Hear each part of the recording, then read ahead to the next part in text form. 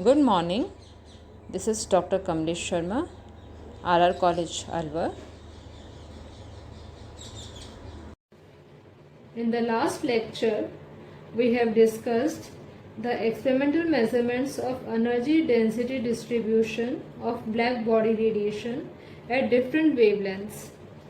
These experiments were performed by Blumer and Pringsheim.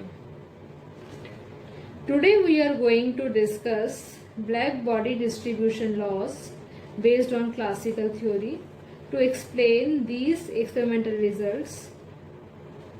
The first law is Wien radiation law and Wien displacement law.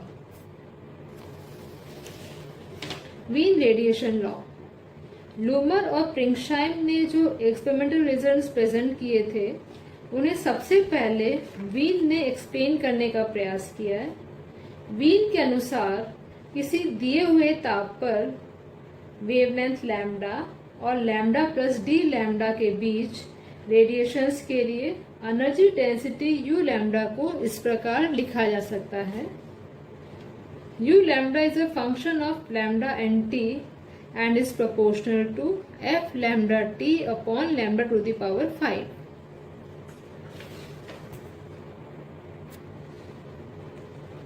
f lambda t का मान ज्ञात करने के लिए Wien ने Maxwell Boltzmann energy distribution function का उपयोग किया और f lambda t को इस प्रकार लिखा है f lambda t is equal to exponential minus a upon lambda t। इसे बोल्ट्जमैन फैक्टर भी कहा जाता है। इस प्रकार यू लैम्डा हो जाता है a upon lambda 5 exponential minus a upon lambda t। इस एक्सप्रेशन में स्मॉल a और कैपिटल A दोनों कांस्टेंट्स हैं। इनका मान निकालने के लिए हम इस लॉ को एक्सपेरिमेंटल मेजरमेंट से कंपेयर करते हैं और फिर इन कांस्टेंट्स का मान निकाल सकते हैं। This is Wien radiation law. इसे वीन का विकिरण नियम भी कहते हैं। हम जानते हैं कि lambda is equal to lambda maximum पर यू लैम्डा का मान अधिकतम होता है, इसलिए हम लिख सकते हैं D U lambda by D lambda is equal to 0। इसको यूज करने पर जो एक्सप्रेशन हमारे पास आता है वो है lambda maximum T is equal to a by 5 which is a constant. Therefore lambda maximum T is equal to b। This is Wien displacement law. इसे वीन का विस्थापन नियम भी कहते हैं। इस प्रकार हमारे पास दो इक्वेशंस हैं, equation 1, equation 2। Equation 1 is Wien radiation law and equation 2 is Wien displacement law. Failure of Wien radiation law for larger wavelengths. Now we will discuss how Wien radiation law fails to explain the experimental results for larger wavelengths.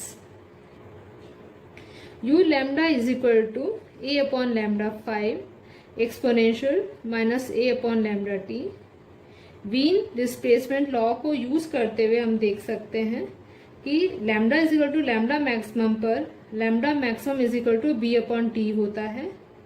You lambda में इसे substitute करने पर हमें जो expression मिलता है वो ये है U lambda which is a function of lambda maximum and T is equal to a t to the power 5 upon b5 exponential minus a upon b।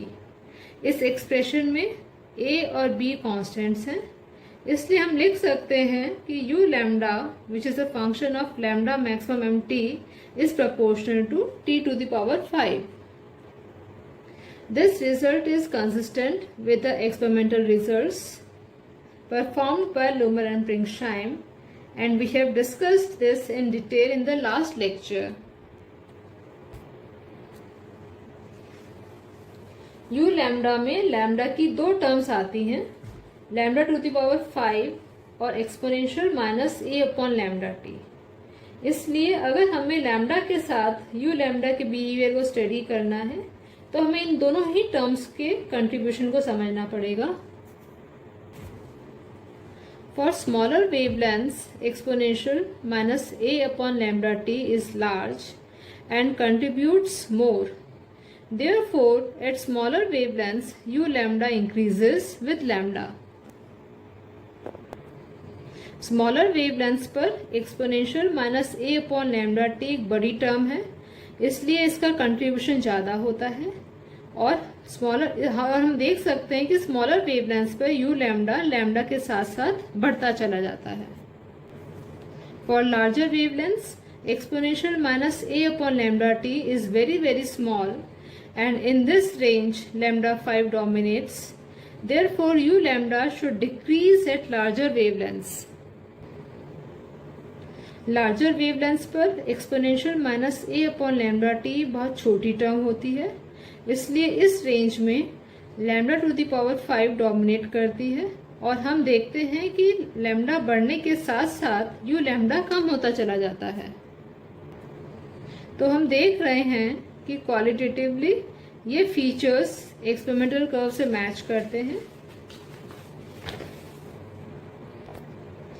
लेकिन अगर हम वीन रेडिएशन लॉ को प्लॉट करते हैं और उसे एक्सपेरिमेंटल कर्व के साथ कंपेयर करते हैं तो हम देखते हैं कि शॉर्टर वेवलेंथ्स पर वीन रेडिएशन लॉ बहुत सही रिजल्ट्स देता है, लेकिन हायर वेवलेंथ्स पर ये फेल हो जाता है, क्योंकि हायर वेवलेंथ्स पर एक्सपेरिमेंटल कर्व और वीन रेडिएशन लॉ का जो कर्व है दोनों के बीच में काफी डिफरेंस देखने को मिलता है। इसलिए हम ये कह सकते हैं कि Wien radiation law smaller wavelengths में बिल्कुल सही रिजल्ट दे रहा है, लेकिन हायर वेवलेंथ्स पर इसके रिजल्ट सही नहीं है। In the next class, we will discuss Rayleigh-Jeans radiation law. Thank you.